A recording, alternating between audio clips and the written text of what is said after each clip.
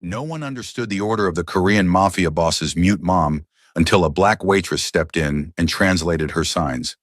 The Friday evening rush at Lotus Garden hit like a wave, bodies pressing through the door, voices overlapping in English, Korean, Spanish, the air thick with the smell of garlic and gochujang.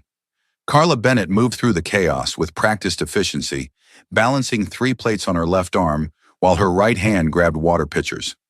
6 years of waitressing had taught her to read a room in seconds. Who needed refills? Who was ready to order? Who was about to complain? But nothing prepared her for the sound that cut through the dinner noise. Not a sound exactly. The absence of one. A frustrated grunt, raw and helpless, coming from booth 7 near the kitchen. Carla's head snapped toward it, instinct pulling her attention, even as she set down bulgogi in Yafkaya table 4. An elderly Korean woman sat alone in the booth, hands moving in sharp, agitated gestures. Her face was flushed with embarrassment and anger, tears gathering at the corners of her eyes. Standing beside her was Jeremy, the new server, barely 19 and clearly panicking. Ma'am, I don't understand, Jeremy stammered, his voice climbing higher. Can you just write it down? Or maybe point to the menu? The woman's hands moved faster, more desperately. Her mouth opened, but only that same frustrated sound emerged, the vocalization of someone whose voice had been stolen by circumstance or birth. Jeremy backed away slightly and Carla saw it. The flash of fear mixed with disgust that people always tried to hide when confronted with disability. Jeremy, I've got this, Carla said, already moving toward the booth. She set her tray on the adjacent table and slid into the seat across from the woman, whose hands had frozen mid-gesture, eyes wide with surprise at Carla's approach. The woman was perhaps 70, with silver hair pulled into a neat bun and wearing a traditional hanbok in deep navy silk. Formal, expensive, the kind worn for important occasions. Her hands were elegant despite the trembling, nails perfectly manicured. But it was her eyes that caught Carla. Sharp, intelligent, desperate to be understood. Carla raised her own hands slowly, fingers forming careful shapes. Hello, I'm Carla. Are you okay? The woman's entire body went still. Her mouth opened slightly, shock replacing frustration. Then her hands flew up in response, movements so fast Carla almost couldn't follow. You sign? You know Korean Sign Language? No, American Sign Language, Carla signed back. But I can try to understand. Please go slow. The relief that flooded the woman's face was heartbreaking. Her hands moved again, slower this time, and Carla caught maybe 60%, enough to piece together meaning. Something about food allergies, shellfish, specific preparation. The woman pulled out a small card with Korean text, pointing urgently. One moment, Carla signed. She flagged down Min Seo, one of the Korean servers who'd worked at Lotus Garden for years. Can you read this? She has severe shellfish allergies and needs specific dishes prepared a certain way. Min Seo looked at the card, then at the woman, recognition flickering across her face. Wait, this is... She stopped herself, switching to Korean as she bowed deeply, speaking rapidly. But the elderly woman just gestured helplessly at her own throat, then to Carla. She can't hear you either, Carla said gently. She's deaf and mute. Let me translate. She turned back to the woman, whose hands were already moving. Tell her I want the bibimbap, but no seafood in the broth. Vegetable stock only. And the kimchi. Ask if it's the old batch or new. The old batch has sayujeon, fermented shrimp. Carla translated to Min Seo, who nodded enthusiastically and disappeared toward the kitchen. The woman's hands moved again. Thank you. No one here understands. I come every week, and every week it's the same struggle. They treat me like I'm stupid. You're not stupid, Carla signed firmly. They're just not educated. My brother is mute. I learned sign language when I was 8 years old. It's their failure, not yours. The woman's eyes filled with tears again, but different ones now. Her hands trembled as she signed. Your brother is lucky to have you. What's his name? Marcus. Carla smiled. He's a software engineer now. Graduated from UCLA. He taught me that being mute doesn't mean being silent. You just speak in a different way. Wise, the woman signed. Then her expression shifted, became almost mischievous. I'm Park Yoon-hee, and I think you might be an answer to prayer I didn't know I was praying. Before Carla could ask what that meant, Min Seo returned with an older Korean man in a chef's coat, the head chef, judging by the way other kitchen staff deferred to him. He bowed to Mrs. Park, speaking in Korean with clear respect. But again the woman gestured to Carla. She needs you to translate, Min Seo said, looking uncomfortable. This is complicated. The chef wants to confirm everything twice because Mrs. Park is important. Important how? Carla asked, but Min Seo just shook her head. Carla turned back to Mrs. Park. The chef wants to confirm your order personally. He's concerned about the allergies. What followed was a 10-minute conversation about ingredients, preparation methods, and cooking techniques that Carla translated between sign language and spoken Korean through Min Seo. Mrs. Park's hands moved with increasing animation, clearly passionate about food. The chef nodded, asking detailed questions, his initial nervousness giving way to professional respect as he realized Mrs. Park knew her cuisine. When it was finally settled and the chef returned to the kitchen, Mrs. Park signed to Carla. You translated perfectly, even the technical terms. Most interpreters would have struggled. My brother loves cooking shows, Carla signed with a slight smile. I learned a lot of food vocabulary watching with him. Iron Chef was his favorite. Mrs. Park laughed, a silent laugh, shoulders shaking, eyes crinkling with genuine joy. Then she gestured for Carla to sit, which Carla did, aware that she had 4 other tables waiting, but somehow unable to pull away from this woman's magnetic presence. How long have you worked here, Mrs. Park asked. 3 months. I moved to LA from Oakland last year, needed a fresh start. Running from something or toward something? The question was too perceptive. Carla hesitated, then signed honestly. Both. Left a bad relationship. Came here hoping to save money for nursing school. But LA is expensive, and 3 months in, I'm barely breaking even. Nursing school? Mrs. Park signed thoughtfully. You want to help people, I can see that. You didn't have to stop for me. The other server had already given up, and you were busy. Why did you help?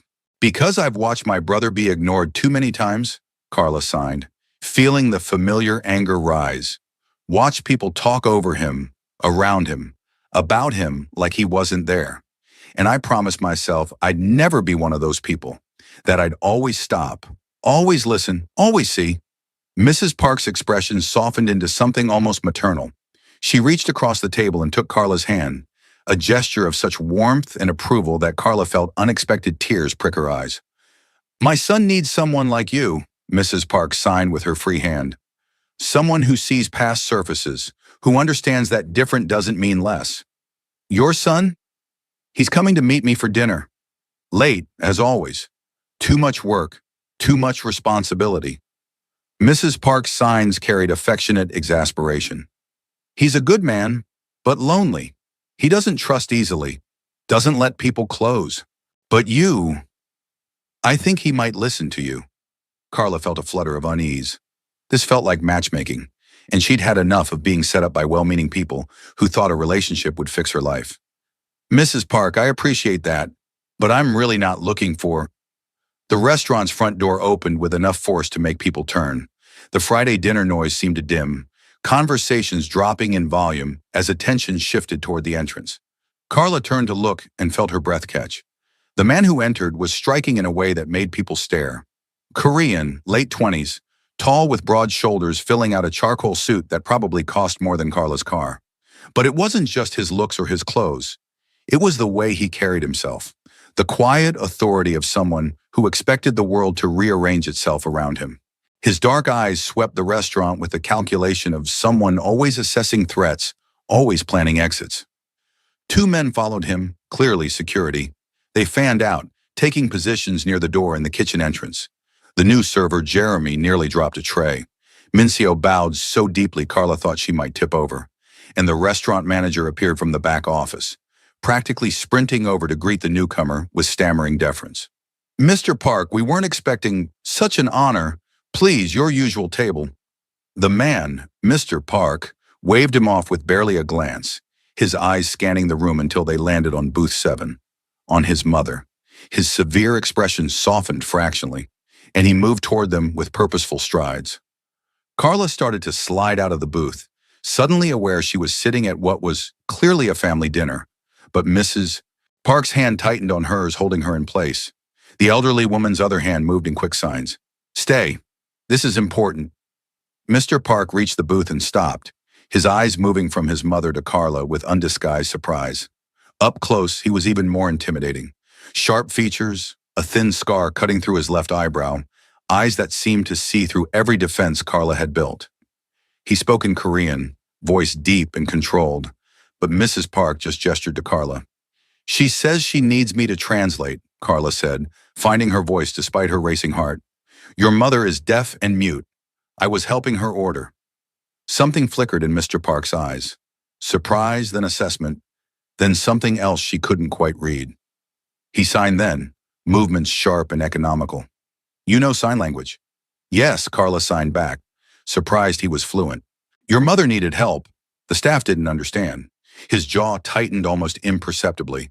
He turned to the manager who was hovering nearby and said something in Korean that made the man go pale and start apologizing profusely. Then Mr. Park slid into the booth next to his mother, across from Carla, his attention fully on her now.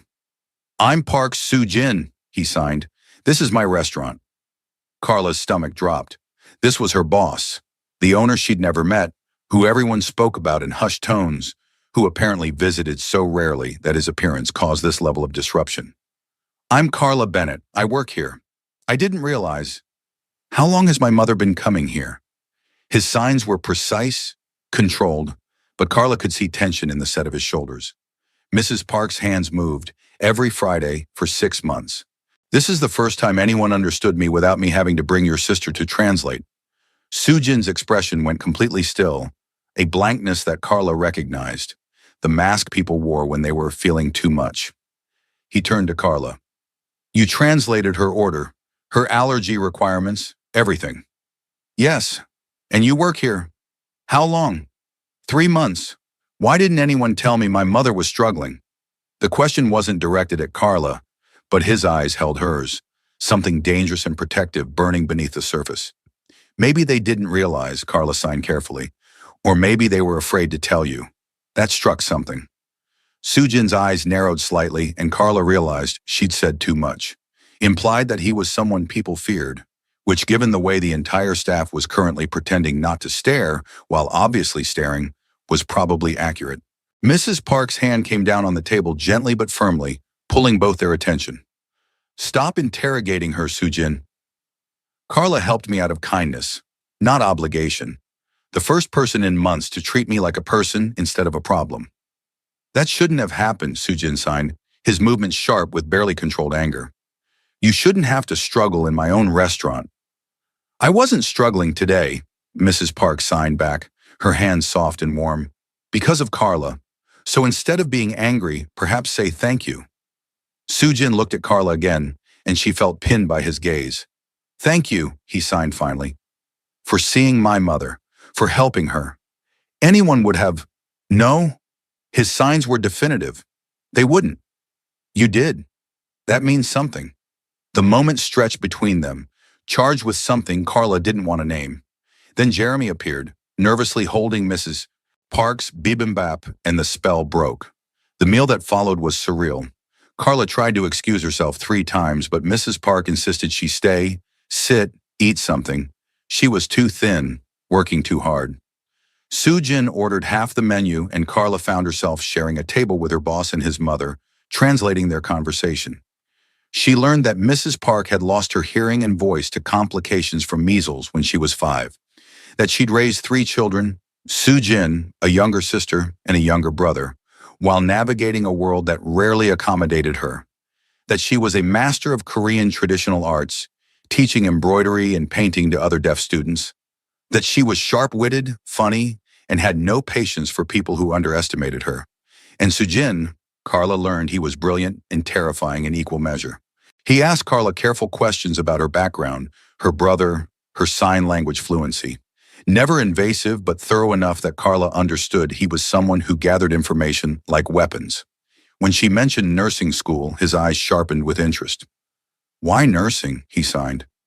Because I want to help people who get overlooked, Carla signed honestly. Disabled patients, deaf patients, people who get pushed to the side in medical settings because they are too complicated. My brother spent 3 days in a hospital once without anyone understanding him. No interpreter, no accommodations. Just doctors talking about him like he wasn't there. I want to change that. Something in Sujin's expression shifted. Not quite softness, but close. That's ambitious. Expensive. I'll find a way. How? Working here? The question would have sounded condescending from anyone else, but his hands moved with genuine curiosity. Carla shrugged. Eventually. I'm saving what I can. Might take a few years, but I've got time. Mrs. Park's hands cut into the conversation. Sujin, your father started with nothing.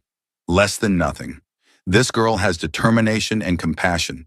That's worth more than money. I know, Iyama. Sujin's signs were gentle when addressing his mother. I'm not criticizing, I'm assessing. Assessing for what? Possibility. He looked at Carla. I need someone I can trust working here. Someone who will tell me when things aren't right. Who will treat my mother and people like her with respect and competence.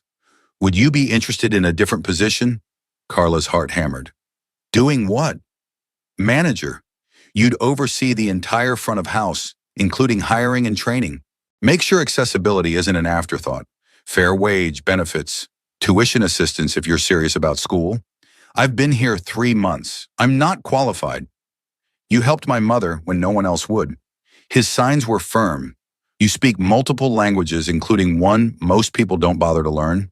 You're observant, compassionate, and you clearly care about doing things right. That's more qualification than most people walk through my door with. That's not how businesses work, Carla signed, trying to process this. You can't just promote someone because I can do whatever I want. It's my business. No arrogance in his signs, just statement of fact. The question is whether you're interested. Mrs. Park was watching them both with barely concealed delight. Carla looked between mother and son, feeling like she'd stumbled into something much larger than a simple dinner service. Can I think about it? Carla signed finally. Of course. Sujin pulled out a business card, sliding it across the table. My private number. Call me when you decide, or if you need anything else. My mother clearly likes you, which is rare. That means you're under my protection now. Your protection? The phrasing was odd, almost old-fashioned. Something dark flickered across Sujin's face. I take care of the people who take care of my family. Remember that. Carla left the restaurant 2 hours later with her mind spinning. Mrs. Park's goodbye hug still warm on her shoulders, and Sujin's business card burning a hole in her pocket. The offer was insane. She'd been a waitress for 3 months, and he wanted to make her manager? That didn't happen in real life, unless there was something else going on. Something the way people reacted to Sujin suggested, but no one said out loud. Her phone buzzed as she waited for the bus. A text from an unknown number. This is Park Sujin. Think seriously about my offer. My mother hasn't smiled that much in months. You did that. PSJ Carla stared at the message, then at the card in her hand. Park Sujin, owner of Lotus Garden and, according to the whispered conversations she'd overheard from the Korean staff, a lot more than just a restaurateur. She should have been scared, should have recognized the danger. Instead, all she could think about was the way Sujin had signed to his mother. Gentle, patient, full of love.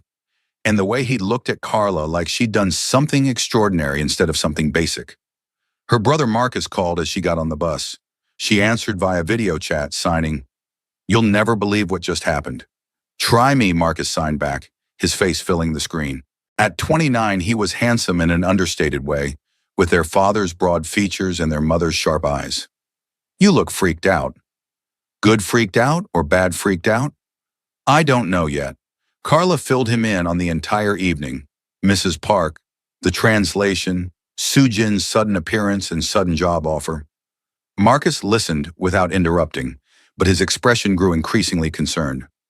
"Carla, be careful," he signed when she finished. "Offers that good usually come with strings." "I know. But Marcus, you should have seen his mother. The relief when I signed to her, the gratitude. And Sujin, what about him?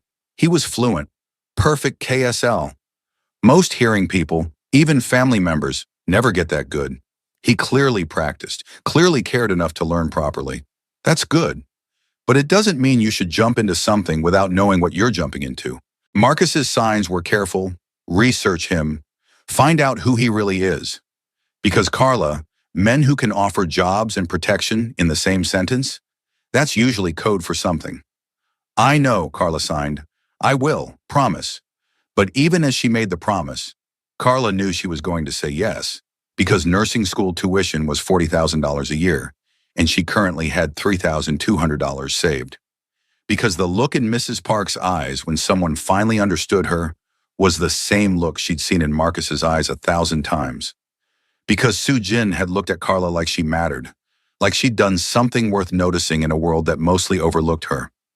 And because somewhere in the last 2 hours, something had shifted.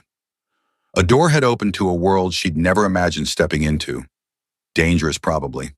Complicated, definitely. But also full of possibility. She texted Soo Jin before she could overthink it. I accept. When do I start? His response came immediately. Monday, 9 a.m. Come to my office. We'll discuss details. Thank you, Carla. No turning back now. Monday morning, Carla stood outside an office building in Koreatown that definitely wasn't Lotus Garden. The address Soo Jin had given her led to a sleek high-rise with security in the lobby and the kind of marble floors that echoed with wealth. She checked her phone 3 times to make sure she had the right place. Miss Bennett? A young Korean woman in a sharp suit appeared, bowing slightly. I'm Park Ji-hai, Mr. Park's assistant. Please follow me. The elevator ride to the 20th floor was silent except for soft instrumental music. Ji-hai led Carla through a reception area that screamed money. Modern art, designer furniture, floor-to-ceiling windows overlooking L.A. The door to Soo Jin's office was heavy wood, probably imported. Inside, Soo Jin sat behind a massive desk, but he rose immediately when Carla entered. Today he wore a navy suit, no tie, the top button of his shirt undone in a way that shouldn't have been attractive, but absolutely was. Behind him, the windows framed the city like a kingdom. Thank you for coming, he signed, then gestured to a chair. Please sit. Would you like coffee? Tea? I'm fine, thank you. Carla sat, hyper-aware of the way he moved around the desk to sit across from her rather than behind it, equalizing the power dynamic, or appearing to. Before we discuss the restaurant, I need to be honest with you about who I am, Soo Jin signed. His movements were measured, controlled. What you might have heard, what you should know. I'm listening. My family's business extends beyond restaurants. We have interests in various sectors, some legal, some existing in gray areas. I won't lie to you and say I'm just a businessman. I'm the head of an organization that some people fear, that some people call criminal. Carla's mouth went dry. She'd suspected, but hearing it confirmed was different. The Korean Mafia. That's the term, yes. No shame in his signs, just acknowledgement. My father built an empire from nothing, using whatever means necessary. When he died 3 years ago, I took over. I've been working to make things more legitimate, but change takes time, and there are expectations, obligations. Why are you telling me this? Because you deserve to know what you're walking into. His eyes held hers. If you work for me, people will notice. Some will respect you, some will fear you, some will try to use you to get to me. I won't let that happen, but you need to know the risk. And if I say no, then you say no. No consequences. You keep your job at the restaurant. I'll recommend you for management positions elsewhere. And we part as friends. His hands moved with complete sincerity. But Carla, I hope you'll say yes. Because I meant what I said. My mother hasn't smiled like that in months.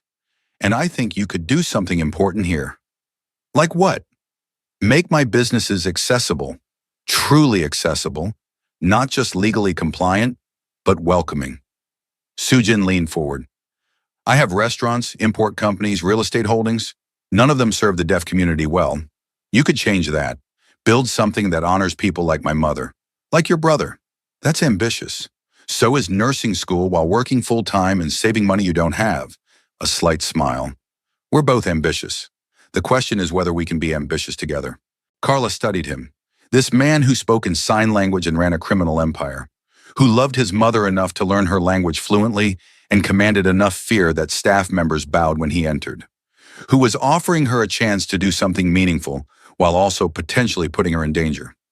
I want to say yes, she signed slowly, but I need to know more. about what this job actually entails, about the risks, about what happens if things go wrong. Fair. Sujin stood, gesturing for her to follow. Let me show you something. He led her out of the office, down a hallway lined with what looked like conference rooms, to a door that required both a key card and fingerprint scanner. Inside was a room that took Carla's breath away. It was an accessibility center, computers with screen readers, height-adjustable desks, visual alert systems, and an entire wall dedicated to communication devices. In one corner, someone was teaching a small class in what looked like Korean Sign Language. This is our community outreach program, Sujin signed. We provide free technology and training to deaf and disabled members of the Korean community. Language classes, job training, legal assistance. My mother runs it. As if summoned, Mrs. Park emerged from the classroom, her face lighting up when she saw Carla. She signed rapidly. You came. Sujin said he offered you a position. Please tell me you said yes. I'm considering it, Carla signed back. This place is amazing. How long has it been running? 2 years, Mrs. Park signed. But it's not enough.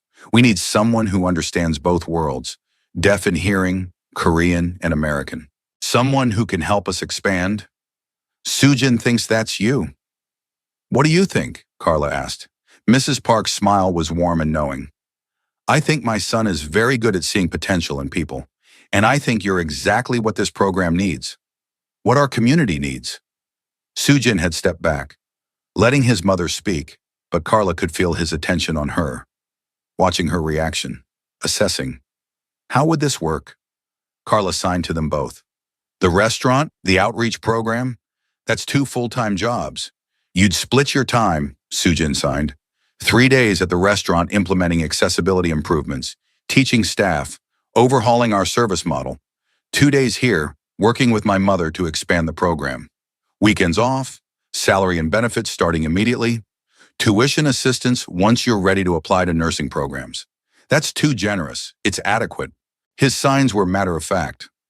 I'm asking you to build something from almost nothing. That requires fair compensation. Carla looked around the center, at students learning, at technology that gave them independence, at Mrs. Park's hopeful expression, at the chance to actually make a difference instead of just surviving. Okay, she signed. Yes, I'll do it. Mrs. Park clapped her hands silently, joy radiating from her. Sujin's expression didn't change much, but something in his eyes softened. Thank you, he signed. You won't regret this. I hope not, Carla signed back, already wondering if she just made the best or worst decision of her life. The first month was a whirlwind. Carla threw herself into both roles with desperate determination, terrified she'd prove Sujin's faith in her wrong. At the restaurant, she overhauled the entire training program, teaching staff basic sign language, implementing visual alert systems for deaf customers, creating allergy cards in multiple languages. The changes were met with resistance at first. Servers who didn't want to learn new systems, management who thought accessibility was too expensive, customers who found the changes confusing. But Carla pushed through, backed by Sujin's quiet authority. When people complained, he simply appeared and complaints evaporated. At the community center, she worked alongside Mrs. Park to expand programming. They added English classes for deaf immigrants, job placement services, even a small cafe where deaf baristas could gain work experience. Mrs. Park taught Carla Korean Sign Language, their hands flying as they planned and built and dreamed. And gradually, Carla began to understand Sujin's world. She saw the way people deferred to him, the mix of respect and fear. Noticed the security that followed him everywhere. Heard whispered conversations stop when she entered rooms. Felt eyes tracking her movements when she left the building. But she also saw unexpected kindness. Sujin funding medical care for a staff member's sick child. Threatening a landlord who tried to evict a deaf family. Showing up at the center to help move furniture with his sleeves rolled up and his careful distance briefly dropped. He was complicated, dangerous and protective, cold and passionate. A man who could orchestrate violence with one phone call and then sit patiently teaching an elderly deaf woman how to use a new communication device. And Carla, God help her, was falling for him. It happened gradually, then all at once. The way he signed good morning every time he saw her, even when he was on the phone or in a meeting. The way he remembered details, her brother's birthday, her favorite coffee order, the fact that she was allergic to mangoes, the way he watched her when he thought she wasn't looking, with an intensity that made her skin prickle with awareness. But he never crossed lines, never touched her unnecessarily, maintained careful professional distance even when Carla caught him staring. And that restraint, that respect, somehow made her want him more. 2 months in, everything changed. Carla was closing the restaurant on a Tuesday night. Most of the staff had already left, just her and the kitchen crew finishing cleanup. She was in the office counting receipts when the lights went out. Complete darkness.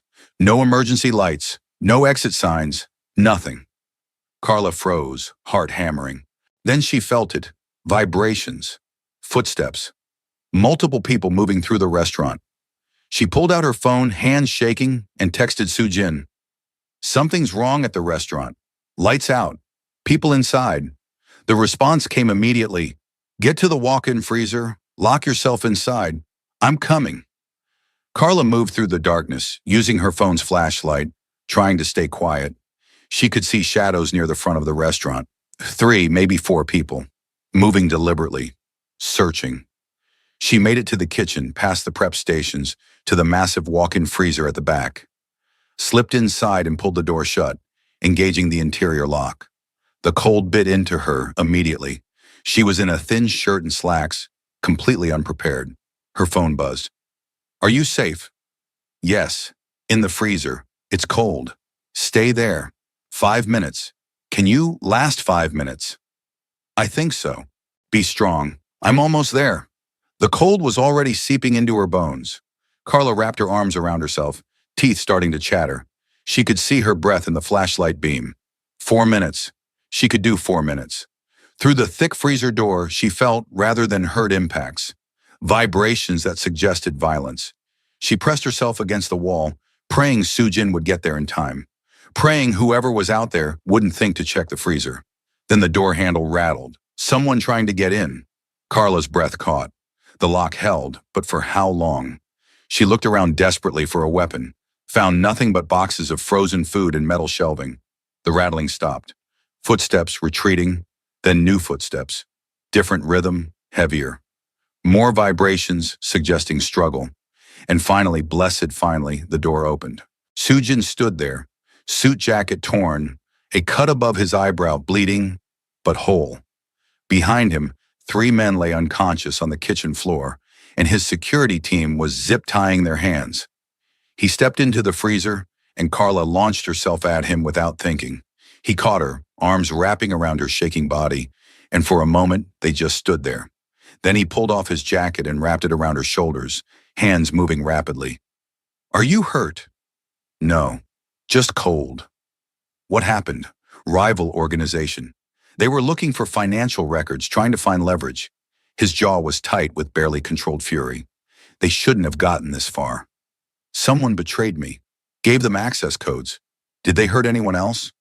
The kitchen staff got out through the back. You were alone. His hands trembled slightly. You could have been killed, but I wasn't. You got here in time. Barely. He cupped her face with one hand, the other signing, I'm so sorry. This is exactly what I warned you about. The danger of being associated with me. Soo-jin, you should quit, right now. Walk away before this gets worse. I'll give you excellent references, help you find something safe. But Carla, I can't. His signs broke off, jaw clenching. Can't what? I can't lose you. The admission was raw, honest, and if you stay, eventually someone will hurt you to hurt me. I can't bear that thought. Carla's hands came up to still his. Then she signed slowly, deliberately. I'm not going anywhere. I'm not that easy to scare off. You should be scared. I'm scared. Of what? Of how much I care about you. His eyes held hers.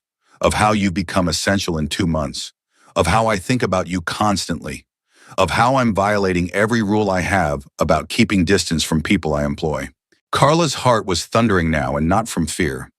What are you saying? I'm saying that I'm falling for you. Have been since that first night when you helped my mother.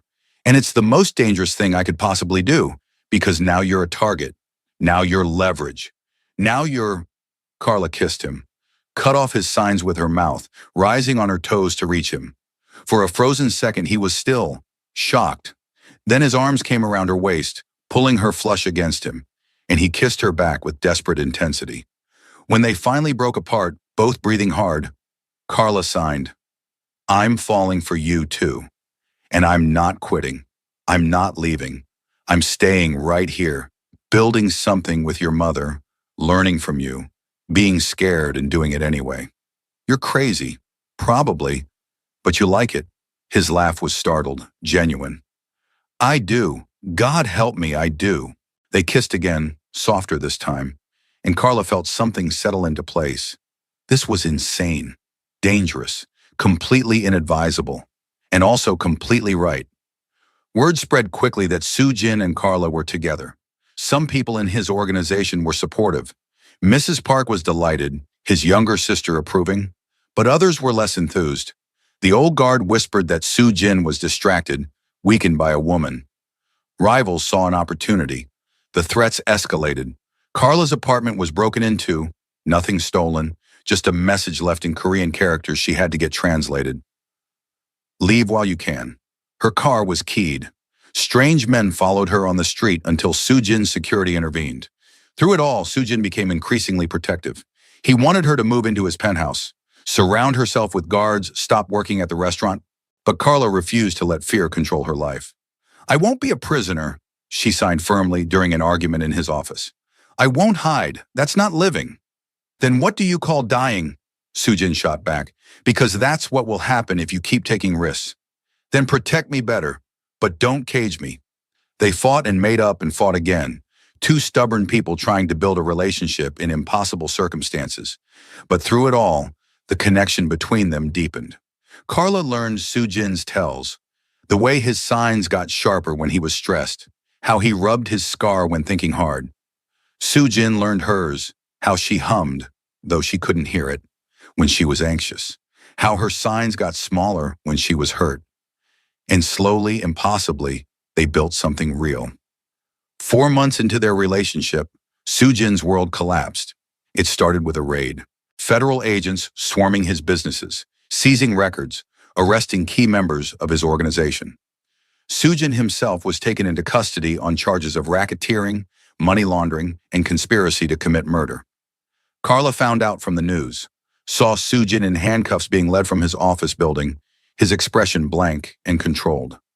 She called Mrs. Park immediately, found her in tears at the community center. "They're saying terrible things," Mrs. Park signed, hands trembling. "That he ordered killings, that he's been running drugs, that he's a monster." "Where is he now?" "County jail. Arraignment tomorrow." "Our lawyer is working on bail, but the charges are serious. I'm going to see him. Can you arrange it?" Mrs. Park nodded, already pulling out her phone. The jail was a nightmare of bureaucracy and hostility. Carla waited 3 hours for a 15-minute visitation window, sitting in a room that smelled like disinfectant in despair. When Soo-jin finally appeared behind the glass partition, her heart broke.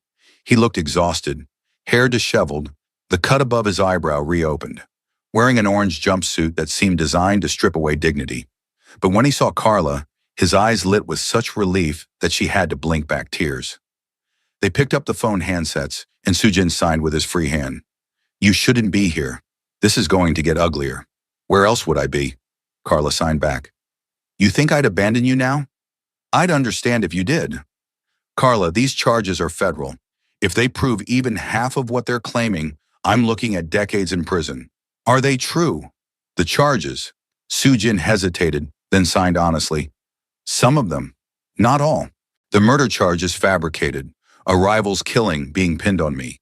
But the money laundering, the racketeering, yes, that's real. So we fight the murder charge.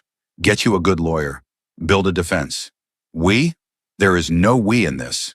His signs were sharp. "You need to distance yourself. Find another job. Forget about me. About us. Not happening." "Carla." "I said not happening." Her signs were fierce. "You don't get to protect me by pushing me away. We're in this together. For better or worse. We're not married. You didn't sign up for this. I signed up the moment I kissed you in that freezer. Now stop being stupid and let me help." Something in Soo-jin's expression cracked. He pressed his hand against the glass, and Carla matched it with her own. "I don't deserve you," he signed. Probably not, but you're stuck with me anyway. The arraignment was a media circus. Carla sat in the courtroom's public seating, watching prosecutors paint Sujin as a violent criminal mastermind. The evidence was damning. Financial records, wiretaps, testimony from former associates who'd turned state's evidence. But it was the murder charge that worried Carla most. A rival gang leader killed in what prosecutors claimed was a targeted hit ordered by Sujin. The evidence was circumstantial but compelling. Phone records, witness statements, forensic evidence linking Sujin's organization to the crime. Sujin stood impassive through it all, only his hands moving occasionally to sign to his lawyer, a slick man in an expensive suit who seemed more interested in media attention than actual defense. When bail was denied, Carla's heart sank. Sujin was led away without looking back, and she was left in the courtroom feeling helpless and furious. She met with Mrs. Park and Sujin's siblings that afternoon, his younger sister Seo-yeon, a corporate lawyer, and his brother Min-ho, who ran the family's legitimate real estate holdings. The lawyer is useless, Seo-yeon signed bluntly. She was fluent like her brother, clearly having learned for their mother. He's already negotiating plea deals instead of fighting the charges. Sujin could spend 20 years in prison if we don't do something. What can we do? Min-ho asked, speaking while signing for his mother. The evidence is overwhelming. We build a better defense, Carla said. Find witnesses who will testify to Sujin's character. Prove the murder charge is fabricated. With what resources? Seo-yeon asked. The feds froze our accounts. We can barely afford the lawyer we have. Then we fire him and defend Sujin ourselves. Everyone stared at Carla. That's insane, Min-ho said finally. We're not lawyers. I am, Seo-yeon signed slowly. Corporate law, not criminal, but I have the credentials. And Carla, you're suggesting, what? That I represent my own brother? Why not? You love him. You know he's not a murderer. You'll fight harder than any hired gun. It's risky. Judges don't like family members as counsel. Then request special accommodation. Argue that Sujin's rights require someone who understands his communication needs. Carla was thinking fast, pieces clicking together. Sujin signs. That's his primary language. What if his lawyer can't communicate with him effectively? Mrs. Park's hands flew. That's brilliant. The current lawyer doesn't sign at all. Sujin has been communicating through interpreters, which means attorney-client privilege is compromised. Seo-yeon's eyes lit up. That might actually work. We file a motion claiming ineffective counsel based on communication barriers. Request that I be allowed to represent him with special accommodation. Can you do it? Carla asked. Navigate a criminal trial? I'll figure it out. For Sujin, I'll figure it out. Seo-yeon's jaw set in a line that reminded Carla of her brother. But I'll need help. Research, witness preparation, someone who can bridge communication gaps in court. You need an interpreter, Carla said slowly. Someone who knows Sujin, knows sign language, can translate his defense in real time. Everyone looked at Carla. No, Min-ho said immediately. Absolutely not. Carla, you're not trained for that. Court interpretation requires certification, experience. I have fluency, and I have something more important. I understand Sujin, how he thinks, how he communicates, what he's trying to say, even when the signs are unclear. The judge will never allow it, Seo-yeon signed. You're not certified. So we get an emergency waiver. Argue that Sujin's constitutional rights require an interpreter who can effectively communicate nuanced legal concepts in his preferred sign language. That certified interpreters don't have the relationship necessary to understand context. Mrs. Park's face was alight with hope. You would do this? Risk everything to help my son? I love him, Carla signed simply. Of course I'll do this. The motion was filed the next day. The judge, a stern woman named Martinez, was skeptical but intrigued by the constitutional arguments. She granted a hearing to determine whether Seo-yeon could represent her brother and whether Carla could serve as interpreter. The courtroom was tense. Sujin sat at the defense table in his orange jumpsuit, watching proceedings through an interpreter he clearly didn't trust. When Carla entered, his eyes locked on hers with such intensity, she felt it physically. Thank you, he signed when she took a seat behind the defense table. You didn't have to do this. Yes, I did, she signed back. Now stop arguing and let us save you. Seo-yeon presented their argument beautifully. Sujin's primary language was sign. Effective defense required nuanced communication. Family members were necessary for cultural and linguistic understanding. She cited case law, constitutional amendments, disability rights statutes.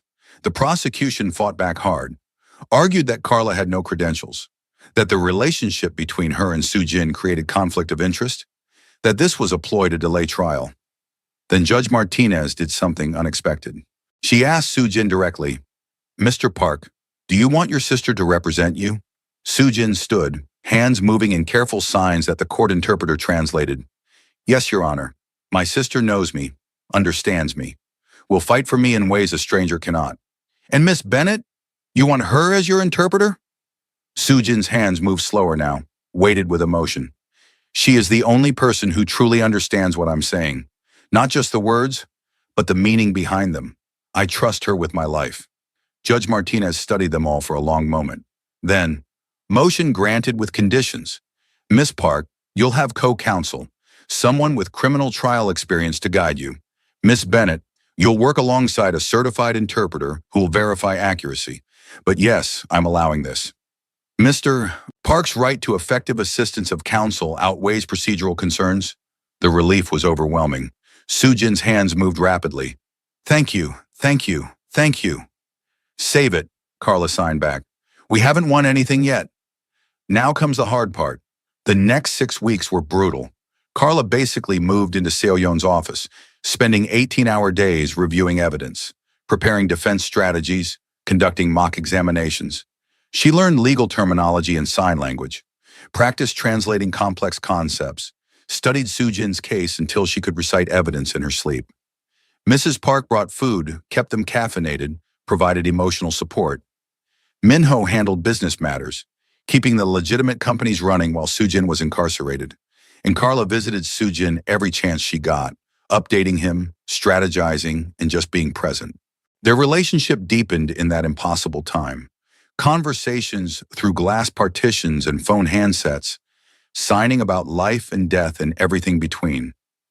Soo Jin told her about his childhood, his father's violence and love, his promise to build something better. Carla shared her fears, her dreams deferred, her determination to prove everyone who'd underestimated her wrong. "When this is over," Soo Jin signed during one visit, "assuming I don't spend the next 20 years in prison, I want to marry you." Carla's breath caught. That's the second most depressing proposal I've ever heard. Second most? The first was in a freezer while people were trying to kill us. Soo Jin's laugh was silent, but his shoulders shook. "I'm terrible at this. But Carla, I mean it. You're it for me. The person I want beside me for whatever time I have left, whether that's 50 years or 50 days. Ask me again when you're free," Carla signed, "when we're not talking through glass." The trial began on a Monday in late September.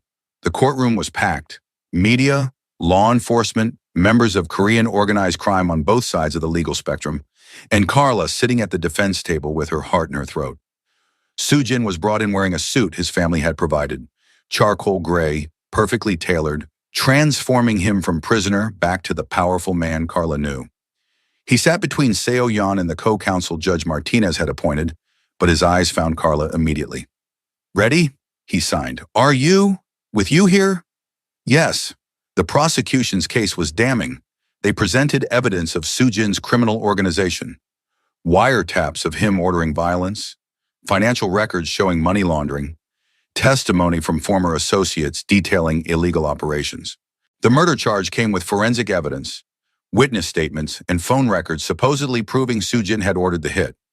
For 2 weeks, Carla translated prosecution testimony, watching the jury's expressions grow increasingly hostile. Soo Jin remained impassive, but she could see the tension in how his hands rested on the table, how his jaw clenched whenever particularly damaging evidence was presented. Then came the defense's turn, and Seo-yeon was magnificent. She systematically dismantled the prosecution's timeline, showing inconsistencies in witness testimony, challenging forensic evidence, presenting Soo Jin's legitimate business operations as the source of his wealth. But the murder charge remained problematic. The evidence was circumstantial but compelling. Soo Jin's organization had motive, opportunity, and the phone records showed calls between him and associates just hours before the killing. "We need something more," Seo-yeon signed during a lunch recess. "Something that proves Soo Jin didn't order that hit, Because if we can break the murder charge, the rest becomes manageable. What about his phone? Carla asked. The actual phone, not just records. Could forensics show if calls were made from his phone or just appeared to be from his number? That would require the actual device, which the feds have in evidence. Seo-yeon paused. But you're right.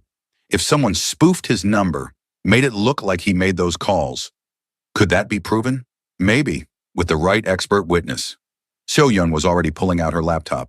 I know someone, forensic telecommunications specialist. If anyone can prove the calls were faked, it's him. The expert, Dr. Chen, a professor from UCLA, testified 2 days later. He'd examined Soo-jin's phone and the call records and found something extraordinary.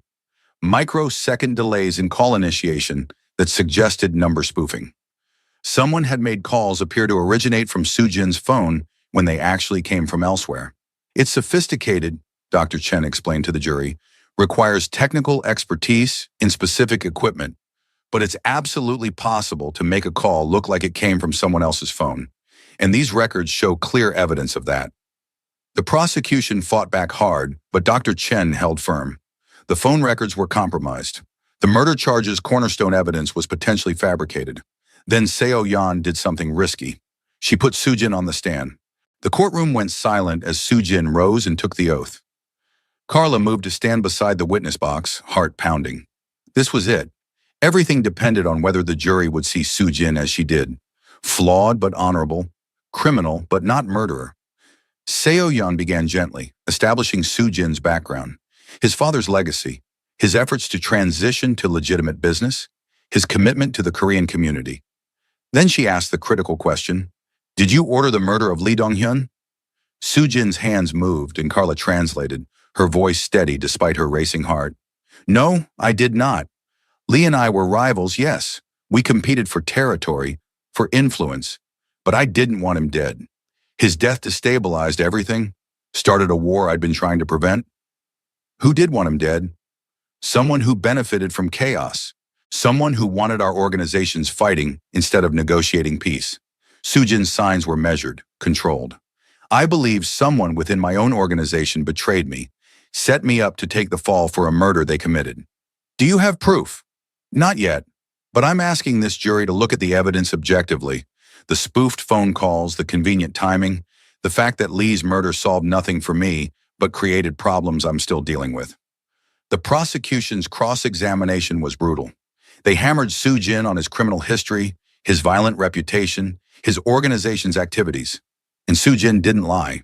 He admitted to crimes, the money laundering, the illegal operations, the violence he'd ordered in the past. But not murder, he signed and Carla translated with absolute conviction. I've done many things I'm not proud of, things I'm working to make amends for. But I didn't kill Lee Dong-hyun, and I won't confess to something I didn't do just because it's convenient. When Soo-jin stepped down, Carla caught his eye. You did good, she signed. We'll see, he signed back. Closing arguments came a week later. The prosecution painted Soo-jin as a dangerous criminal who thought himself above the law. Seo-yeon presented him as a man trying to change, unfairly targeted for a murder he didn't commit. But it was what happened during jury deliberations that changed everything. Carla was in the courthouse hallway, pacing anxiously, when Min-ho burst through the doors with his phone held up. The traitor just confessed. Recorded confession. He's one of Soo-jin's lieutenants, planted by a rival organization years ago. He admitted to killing Lee and framing Soo-jin. The recording was damning. A clear confession, detailing the setup, the murder, the frame job. The judge called an emergency hearing, and within hours the murder charge was dropped. But the other charges remained. Racketeering, money laundering, conspiracy. The jury returned a verdict. Guilty on the lesser charges, not guilty on murder. 5 years instead of 20. A chance at a future instead of life in prison. When the verdict was read, Soo-jin closed his eyes briefly. Then his hands moved. Thank you, all of you. You saved my life. Soo-jin was transferred to a federal facility in California, minimum security given the nature of his convictions. Carla visited every week, continuing to help run his businesses and the community center with Mrs. Park's guidance. The first year was hard. Long drives to the prison, conversations through phones and glass, the ache of being apart. But Soo-jin used the time well. Took classes, worked with his lawyer to formalize the transition of his illegal operations to legitimate business, and wrote Carla letters in careful sign language diagrams. "I'm becoming the man you deserve," one letter read. "The man my father wanted me to be but never taught me how. Thank you for believing I could." Carla kept the community center growing, expanded to 3 locations, started a scholarship program for deaf students. She finally applied to nursing school, got in on her first try, her experiences running healthcare-adjacent programs, making her a compelling candidate, and she waited, through season changes and holidays and all the small moments that make up a life. Waited for Soo-jin to come home. 3 years into his sentence, Soo-jin was granted parole. Carla was there the day he was released, standing outside the prison gates in a purple dress, his favorite color on her. He walked out into sunshine, and for a moment they just stared at each other. 3 years since they'd touched. 3 years of glass barriers and phone receivers. 3 years of signing their love through impossible distances. Then Soo-jin closed the space between them and pulled Carla into his arms, holding her so tightly she could barely breathe. She felt him shaking, felt tears on her neck, felt the overwhelming relief of finally being together without barriers. When he pulled back, his hands moved. "I told you I'd ask properly. When I was free, when I could put a ring on your finger." He got down on one knee right there on the prison parking lot asphalt and pulled a small box from his pocket. "Carla Bennett, will you marry me? Will you build a life with me, with all my flaws and all my past, and let me love you for the rest of my days?" "Yes," Carla signed, tears streaming down her face. 1,000 times yes. They married 6 months later in a small ceremony at the community center. Mrs. Park officiated. She'd gotten ordained specifically for the occasion. The vows were signed in ASL and KSL, translated for hearing guests who sat weeping at the beauty of silent promises. "I promise to always see you," Carla signed, "to understand not just your words but your heart, to stand beside you in darkness and light, to build a world where people like your mother, like my brother, like everyone we love, are celebrated instead of tolerated. I promise to earn your faith every day," Soo-jin signed back, "to be the man you believed I could become, to create a legacy not of violence but of service, to love you in your language, on your terms, for as long as I breathe." They kissed as husband and wife, and the room erupted in silent applause, hands waving in the deaf community's way of cheering, a visual celebration of love that transcended sound. 5 years later, Carla stood in the newest location of Park Community Center, a massive facility in downtown LA, offering everything from deaf education to job training to healthcare services. She'd finished nursing school, now ran the center's medical clinic, and was in the process of developing a model that other cities were starting to adopt. Soo-jin had kept his promise. He transformed his family's operations entirely, turning criminal enterprises into legitimate businesses that employed hundreds and gave back to the community his father had once exploited. The transition hadn't been easy. Some former associates felt betrayed. Rivals saw weakness. But Soo-jin had navigated it all with the same strategic mind that had once made him dangerous. Now he was dangerous in a different way. A philanthropist and advocate whose influence opened doors for deaf and disabled communities across California. Mrs. Park, at 75, still ran the education programs, still taught embroidery and painting, still treated Carla like the daughter she'd gained. Marcus visited from Oakland regularly, having found community and acceptance in the centers his sister had helped build. And on Friday evenings, without fail, Carla and Soo-jin closed the restaurant early and had dinner in booth 7, the same booth where Carla had first met Mrs. Park, where she'd stopped to help when no one else would, where everything had changed. "What are you thinking about?" Soo-jin signed, reaching across the table to take her hand. "That night, the first time I saw your mother struggling, how easily I could have walked past, how different everything would be if I had. But you didn't. You stopped. You saw. You helped." His thumb traced circles on her palm. "That's who you are, Carla. The person who stops, who sees, who helps. It's why I fell for you. Why I'll love you until I die. Even though I got you arrested and sent to prison, especially because of that." His signs were serious despite the light tone. "You saved my life, not just in court. You saved my soul, made me want to be better." showed me a different way forward. I'd go through it all again if it meant ending up here, with you. Their daughter ran up then, 4 years old, deaf like her grandmother, with Sujin's eyes and Carla's smile. Her hands flew in rapid ASL. Mama, Halmione says I can help make kimchi tomorrow. Can I? Please. If you promise to wash your hands properly, Carla signed back. Last time you got gochugaru everywhere. I promise. I'll be so careful.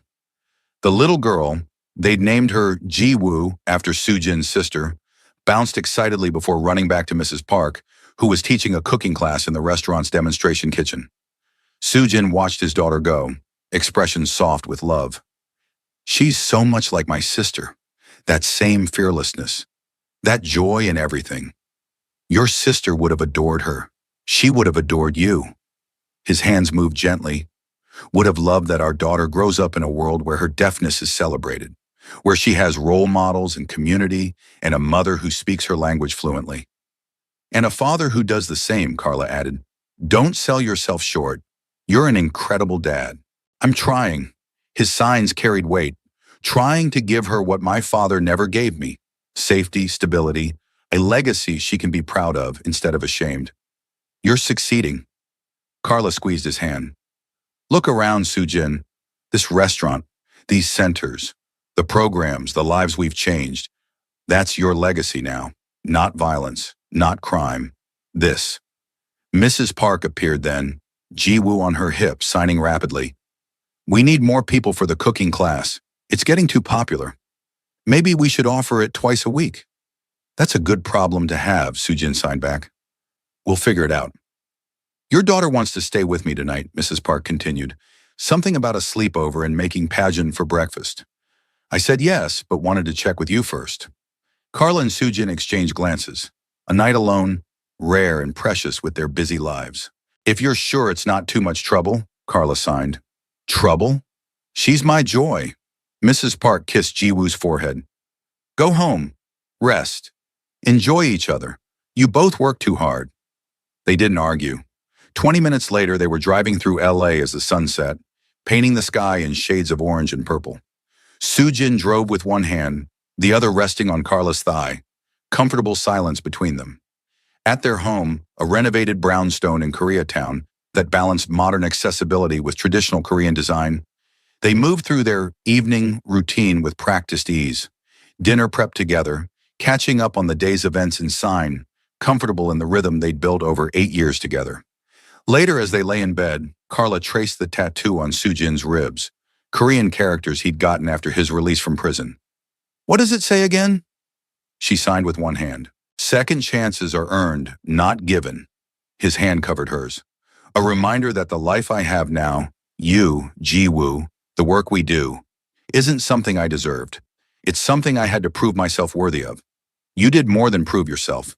You transformed yourself. We transformed each other. He rolled to face her, eyes serious. Before you, I was trapped in my father's legacy. After you, I found my own path. That's not just personal growth, Carla. That's salvation. Dramatic, she signed with a slight smile. Accurate. He kissed her softly. You saved me. In that courtroom, yes.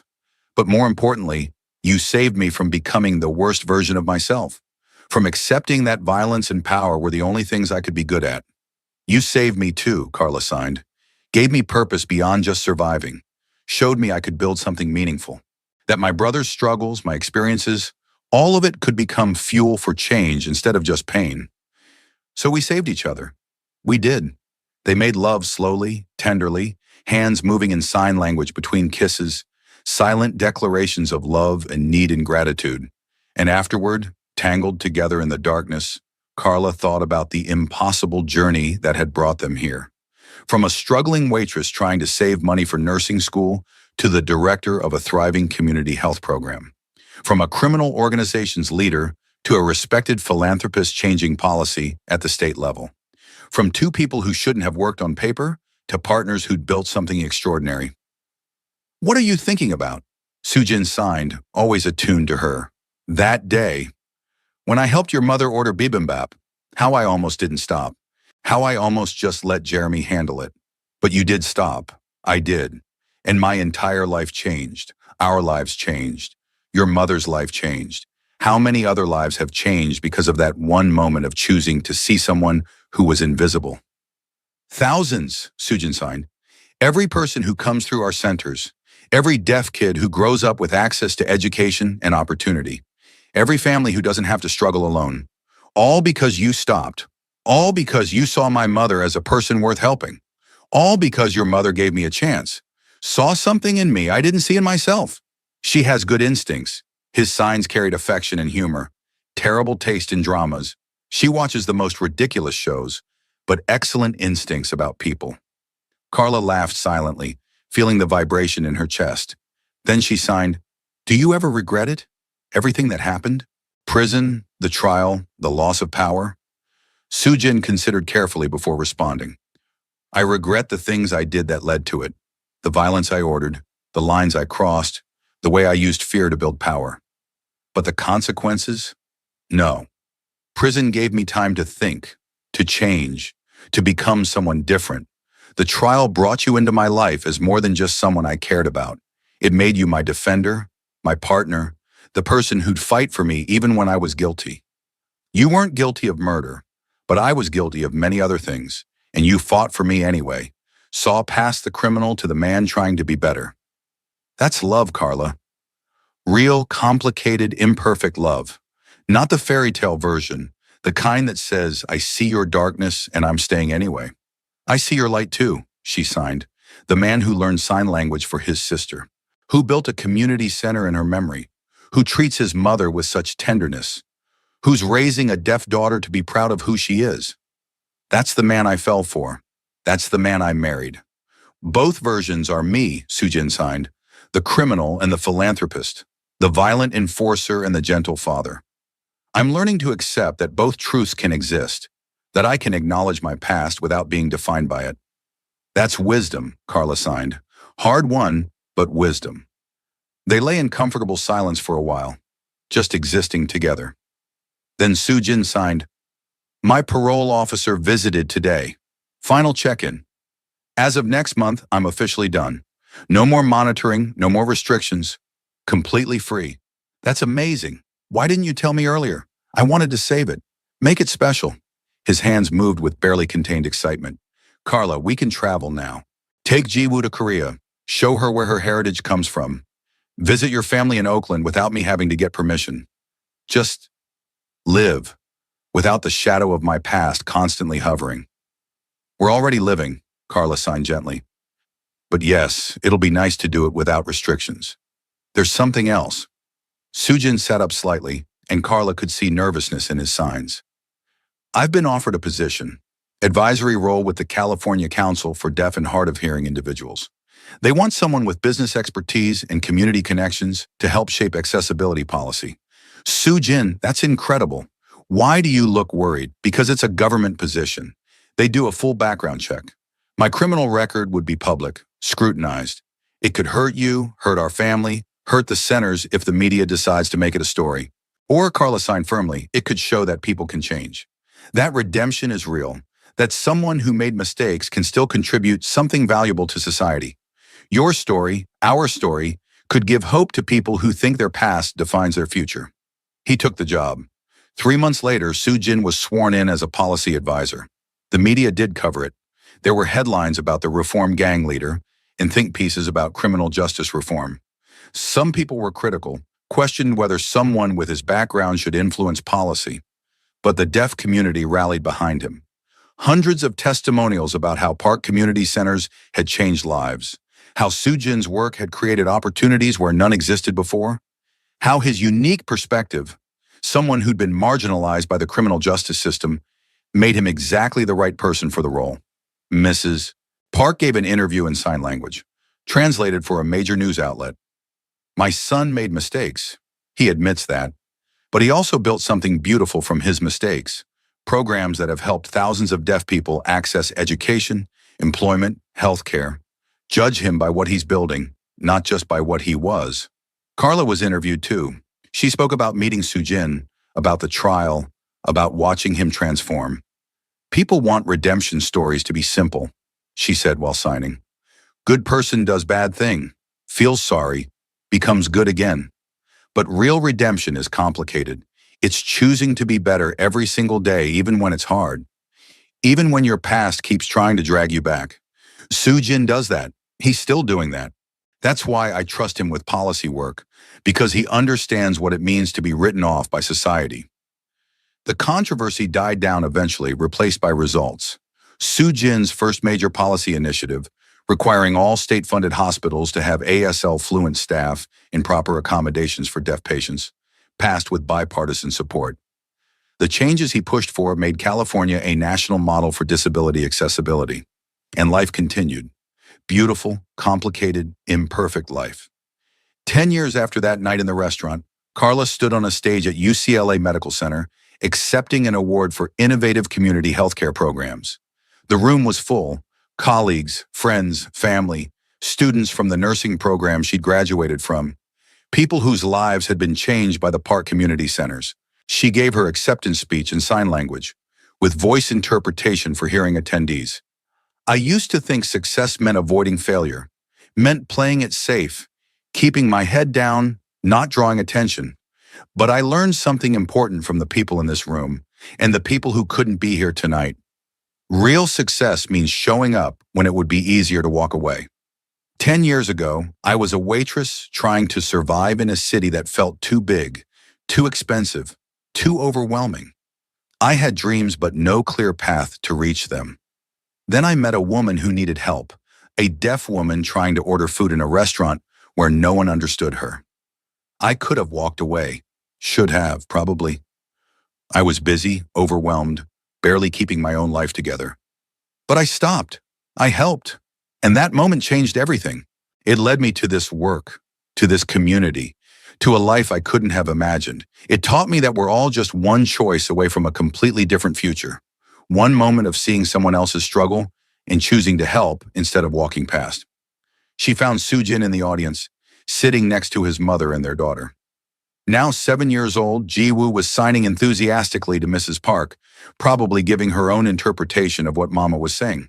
Someone once told me that love isn't about finding perfect people. It's about seeing imperfect people perfectly, understanding their flaws and choosing them anyway.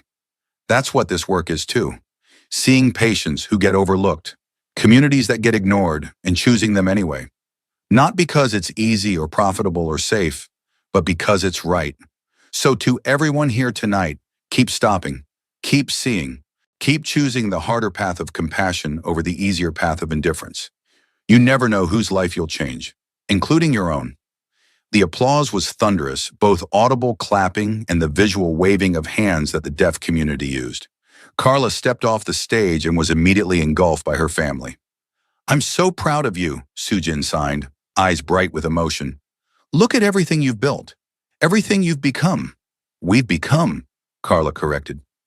"None of this happens without you, without your mother, without all of us working together." Still, he signed. "You're magnificent, and I'm the luckiest man alive." Ji-woo tugged on Carla's dress. "Mama, when I grow up, I want to help people like you do, and like Halmione does, and like Appa does. Can I?" "You can do anything you want," Carla signed back. "As long as you remember to stop when someone needs help, to see when others don't, to choose kindness even when it's hard. I will. I promise." Mrs. Park pulled them all into a group embrace, her signs emotional when she finally released them. "Look at what we built. From one moment of kindness in a restaurant. Look at all of this." And Carla did look. At the awards and recognition, yes. But more importantly, at her family, found and chosen and fought for. At Soo-jin, the criminal who'd become a crusader for justice. At Mrs. Park, whose struggle had sparked a movement. At Ji-woo, growing up in a world that celebrated her instead of marginalizing her. At everything they'd built from broken pieces. That night, back home after the ceremony, Carla found Soo-jin in Ji-woo's room. Their daughter was asleep, but he was sitting beside her bed, just watching her breathe. Carla leaned against the doorframe, not wanting to interrupt, but Soo-jin sensed her presence. He always did. Looked up and signed. "I was thinking about my sister, wishing she could meet Ji-woo. See what we built in her memory." Carla crossed to him, settled beside him on the floor. "She knows. Somehow." somewhere. She knows. You think? I know. Carla took his hand. Because everything good in your life stems from the love you had for her, the sign language you learned, the empathy you developed, the determination to honor her memory, that all led you to your mother that night in the restaurant, which led you to me, which led to Jiwoo. It's all connected. I like that idea. That she's still guiding me somehow. She is. Through you. Through the work you do in her name. Through the way you're raising your daughter to be proud of who she is. Carla's hands moved gently. Ji-won's legacy isn't just the centers or the programs. It's the ripple effect of love. One person teaching another to see differently, who teaches another, who teaches another. Infinite connection. Sujin was quiet for a long moment. Then, do you ever regret it? Everything we've been through? The danger? The trial? The years of struggle? Never, Carla signed without hesitation. I regret that you had to suffer, that we lost time to your incarceration, that our journey was so hard. But regret choosing you? Choosing this life? Never. Not for a second. Even knowing what you know now? All my flaws, all my past sins, all the complications I brought into your life, especially knowing all of that. Her signs were fierce, because I didn't fall in love with some perfect fairy tale man. I fell in love with you. Complicated, flawed, trying his best you. The man who learned sign language for his sister. Who prosecutes himself harder than any judge could. Who spent a decade proving he's more than his worst moment. I don't deserve you. Stop saying that. Carla cupped his face with one hand, signing with the other. You've earned me. Every day you earn me. By being a good father, a good husband, a good man. By choosing to build instead of destroy. By loving me in my language, on my terms, without ever asking me to be anything other than exactly who I am. He kissed her palm, then signed, I love you, more than I have words in any language to express. I love you too. Now come to bed. Tomorrow's Saturday. Jiwoo's going to wake us up at dawn wanting to make pancakes. How do you know? Because she does every Saturday, and because she's your daughter. Stubborn, determined, impossible to resist. They stood, taking one last look at their sleeping daughter. Then hand in hand, they walked to their bedroom, to their life, to the quiet, beautiful chaos they'd created together. The sun rose over Los Angeles, painting the sky in shades of gold and pink. In a house in Koreatown, a family stirred awake. A little girl padded to her parents' room, climbed onto their bed, and began signing enthusiastically about pancakes, and maybe could they have chocolate chips this time? In a community center across town, an elderly woman opened the doors for another day of classes, her hands moving in greeting to students who streamed in. Deaf and hearing, Korean and every other ethnicity, all coming together to learn and grow and build connection. In a small clinic attached to the center, nurses arrived for their shifts, many of them graduates of Carla's training program, learning to see patients as people first, diagnoses second. And in a home where love was spoken in sign language, where redemption was earned daily, where a criminal and a waitress had built something beautiful from broken pieces, breakfast was being made with laughter and flower fights and the kind of chaotic joy that defined real life. No one understood the order of the Korean Mafia boss's mute mother that night 10 years ago. No one except a black waitress who chose to stop, to see, to help. And from that one moment of compassion, a universe had expanded. Lives changed. Futures redirected. Love discovered in the most unlikely places. Because that's how it works, isn't it? Real change, real love, real transformation. It starts with someone choosing to see another person struggle and saying, I can help with that. Just one person, one moment, one choice to stop walking past. Everything else follows.